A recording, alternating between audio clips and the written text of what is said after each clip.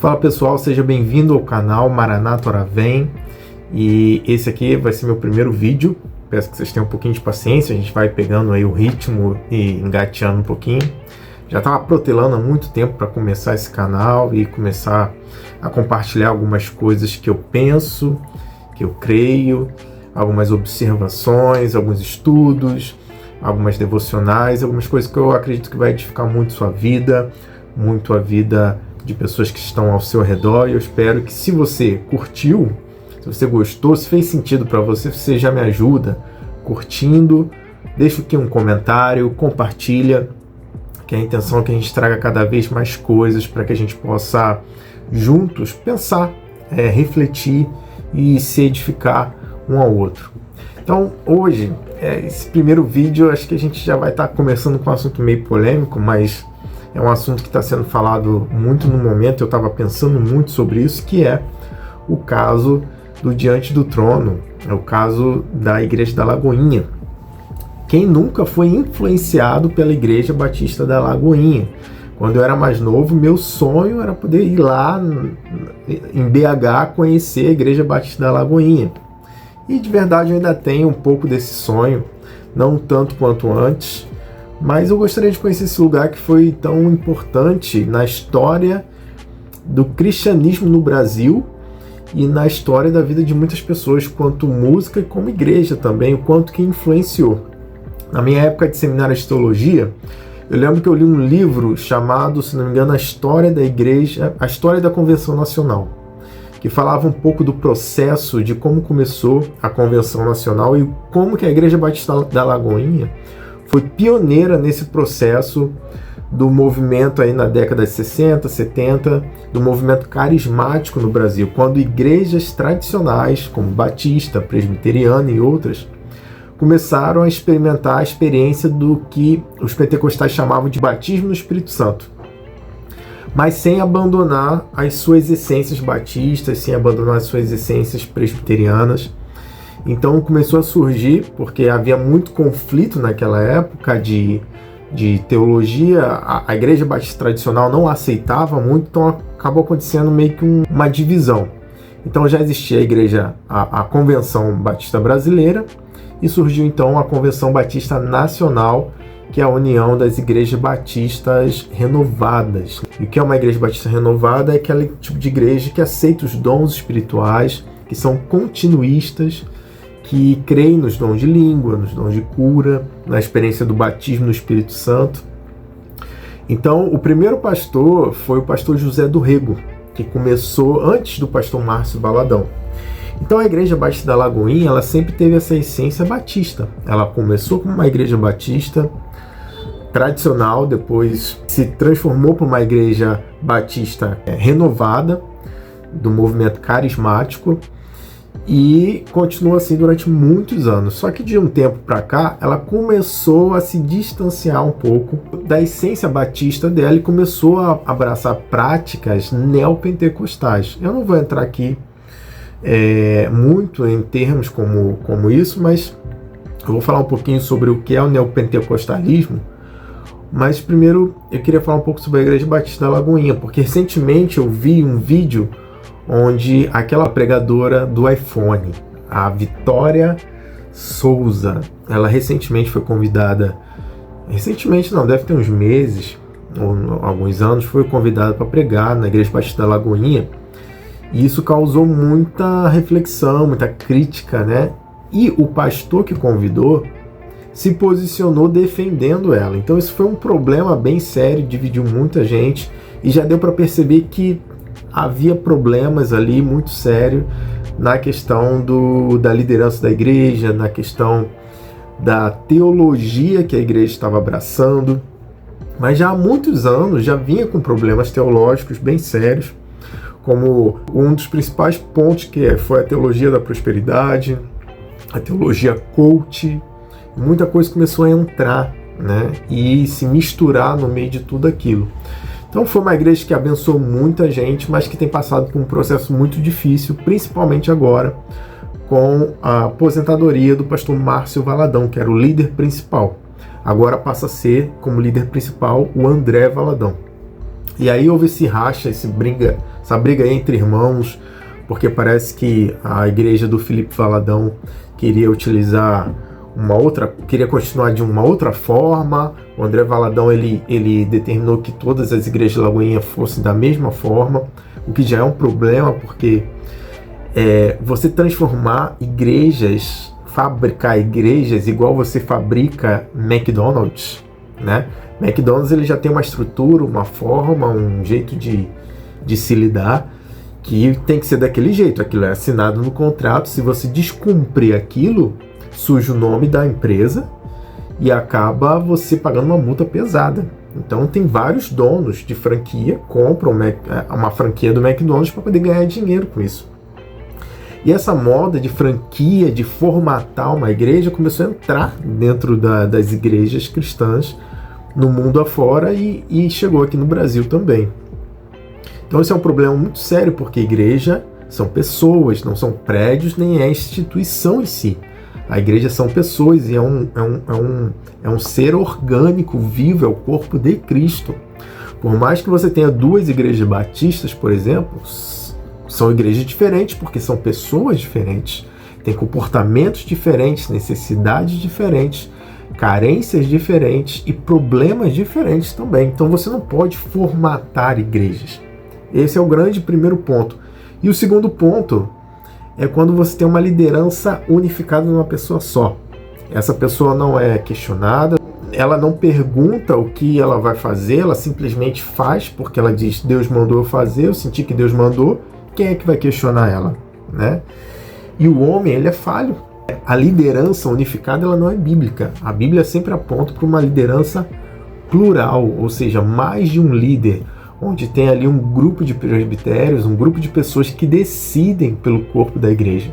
Quando você lê o Novo Testamento, você sempre vai ver pastores, você sempre vai ver um grupo de líderes, um grupo de pastores, nunca um pastor só liderando uma igreja. Por quê? Porque isso é problema, sempre é. Porque por mais santo que aquele homem seja, por mais ungido que aquele homem seja, ele sempre está propício a erros.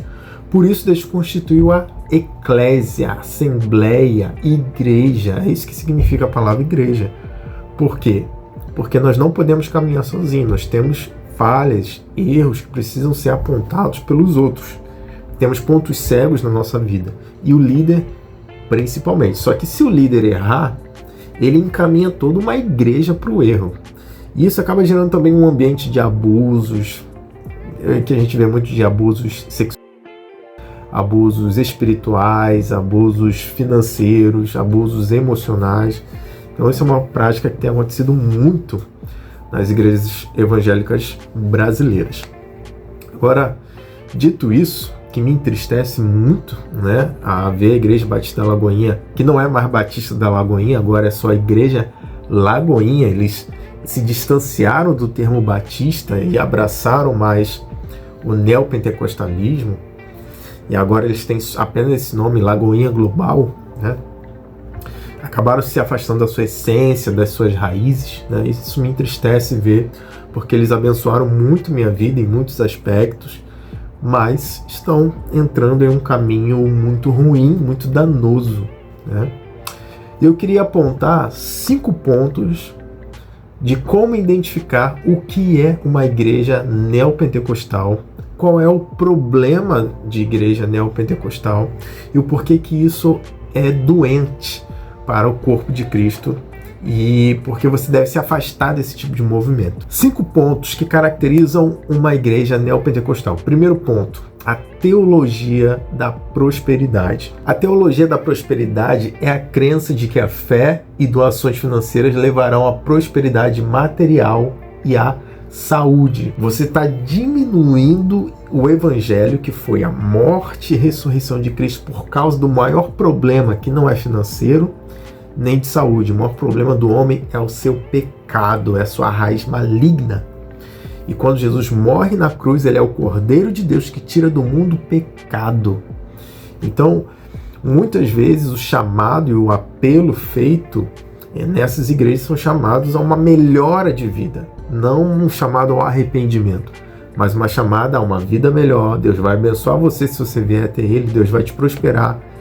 Deus é abençoador, é generoso, mas esse não é o foco do Evangelho. Deus não quer apenas te dar uma vida melhor. Deus quer mudar você, o seu caráter, o seu coração, porque você é uma pessoa merecedora do inferno.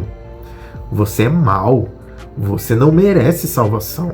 Você precisa entender o quanto você está perdido e morto sem Cristo. E que Cristo morreu na cruz por algo muito grave, que é o teu pecado. E a teologia da prosperidade, ela inverte as coisas, ela tira a cruz do centro e coloca o dinheiro, as necessidades materiais, os bens materiais como foco do Evangelho. Coloca o homem, as necessidades do homem como foco da pregação. John Piper, ele diz que isso desvirtua o cristianismo ao colocá-lo em contexto materialista, ignorando o chamado de Jesus ao sacrifício e à humildade. Segundo ponto, a centralidade do milagre e experiências sobrenaturais. A ênfase em curas, profecias e manifestações espirituais. Isso também é um problema, porque isso tira o evangelho do foco, que é a morte e a ressurreição de Cristo pelos nossos pecados, e coloca as necessidades do homem. Deixa de ser Cristo no centro e passa a ser o homem no centro. Karl Barth diz: substituir o foco na palavra de Deus por experiências subjetivas pode levar à superficialidade espiritual, onde as pessoas buscam apenas milagres e não uma relação genuína com Deus. Então a gente vê muitas igrejas cheias e lotadas, principalmente as igrejas neopentecostais, porque o chamado e o apelo é: se você está com um problema, venha que Jesus vai te ajudar, Jesus vai resolver teu problema. Então é apelos superficiais para pessoas com necessidades superficiais, para resolver problemas superficiais que não transformam o coração. Deus quer atingir mais fundo, que é a essência do homem, a malignidade do homem, e transformar o caráter, transformar o homem em um homem mau, em um novo nascimento, nascer de novo em um filho de Deus, a imagem de Jesus Cristo. Esse é o Evangelho. Quem busca por milagres pode gerar desilusões quando as expectativas não são atendidas. Então imagina Jó, né? Que era um homem fiel a Deus e deu tudo errado na vida dele. Tudo bem que depois Deus abençoou, mas ele passou por um processo de que deu tudo errado, perdeu família, os bens, saúde. Mas imagina, dentro do contexto de hoje, nas pregações de hoje, uma pessoa que acreditou que ia dar tudo certo e começa a dar tudo errado. Como é que essa pessoa ia se perder? E ela ia se escandalizar. Como diz a parábola das sementes, aquela semente que cresceu entre os espinhos, entre os pedregais, ela se escandalizou porque não tinha raízes. Quando veio os problemas, o sol quente, ela se escandalizou porque não tinha raízes e se perdeu. Terceiro ponto: batalha espiritual exagerada. A prática de atribuir problemas cotidianos à ação de demônios e enfatizar exorcismos. Então, C.S. Lewis, ele diz que os extremos de negar ou exagerar a influência demoníaca. Então você vê que pessoas que têm mais medo do diabo do que de Deus, como se Deus estivesse numa eterna queda de braço com o diabo para ver quem vai vencer, e se você der qualquer mole, pode ser que o diabo vença. Então, pessoas que vivem aterrorizados com o diabo, com medo do diabo, fazendo tipo de coisas que a Bíblia não ensina sobre batalha espiritual nesse sentido. A Bíblia diz que aquele que está em Cristo, nova criatura é. A Bíblia diz que aquele que está em Cristo está sentado com Cristo nas regiões celestiais. Quarto ponto: liderança centralizada e unificada em um homem só. Quando o pastor ou líder, frequentemente visto como uma figura quase infalível, ele se torna o papa da igreja. Tudo que ele fala é Deus, tudo que ele fala é Jesus na terra, né? Tudo que ele fala, se mandar pular da ponte, é só perguntar qual ponte que é para pular. A Bíblia ensina muito a importância da comunidade, das decisões em assembleia, e não de um homem só centralizado. A centralização de poder normalmente leva a abusos. Falta de prestação de contas leva à idolatria do líder, ao invés de uma adoração única e exclusiva a Jesus. E o quinto ponto: É o foco desproporcional em resultados numéricos e financeiros. Então, se batizou 100, 200, 300, alguém vai falar assim, não, o importante é que tem gente sendo salva. Será? Será que essas pessoas que derramaram lágrimas, levantaram as mãos e se batizaram nas águas, será que elas realmente foram salvas? Será que elas passaram por um novo nascimento?